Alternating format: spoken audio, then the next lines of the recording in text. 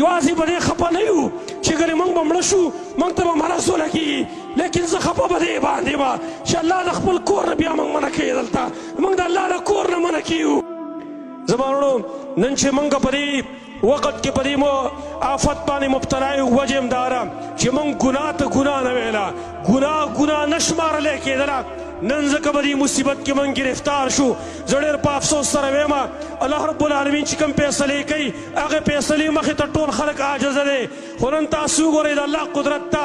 1 اپریل د اپریل اول تاریخ دا د دروغو ورځ وه چې په دې کې ټول عالم کې د دروغ اجازت و خلکو به دروغ په دې کې ویل لیکن د الله قدرت ته وګورئ تاسو چې رب العالمین چې کوم فیصله وکړه ټول خلک یې خاموش کړه د خلکو نه 1 اپریل هم یېر و چې په دې ورځ باندې دروغ ویلی کېږي نن د رب العالمین قدرت دې خلکو ومنو ده چې رب فیصله وکړي د هغې مخې ته ټول خلک عاجز لیکن زه بیا هم ډېر په افسوس سره ویم چې د یو ګناه نه خو موږ منع کیږو لیکن د بلې ګناه نه موږ نه منع کیږو چې نن دې سنګین حالاتو کې چې مسلمانان هم او کفار هم د ډېر مشکلاتو سره مخامخ دي لیکن د هغې باوجود زما نوجوان نسل د ګناه نه منع کیږي زما نوجوان نسل په ګناه ډېر جرأت سره ورځي دغه بریک نه لګي چې ګناه نه ځان منع کړي زه ډېر په افسوس سره ویم چې زما نوجوان نسل پرون زه یو ځای ته تللی وم هلکان چکر باندې تللی دي او زه په هغه ځای کې په خپله باندې موجود یم او داسې په اوچت اواز باندې ګانې لګېدلي زموږ په دې علاقو کې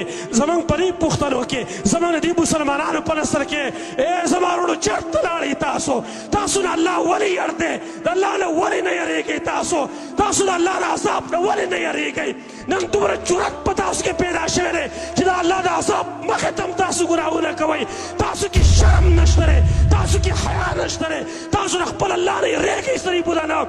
نن ښایسته ښایسته ځوانۍ تاسو نن تباه او برباد کړي او خاص کر بیا یوازې ځان له خپله ګناه کول نه په ډېر اوچت اواز باندې چې نور خلک هم په ګناه کې اخته کوه زما وروڼو دا د الله په عذاب پسې مسخرې کول دي زما وروڼو توبه الله توباسي چې دا ځمکه راباندې الټه نه کړي دومره جرأت چې الله د عذاب مخې ته تاسو ګډاګانې کوئ تاسو کانې اورئ د الله نه نه یېرېږئ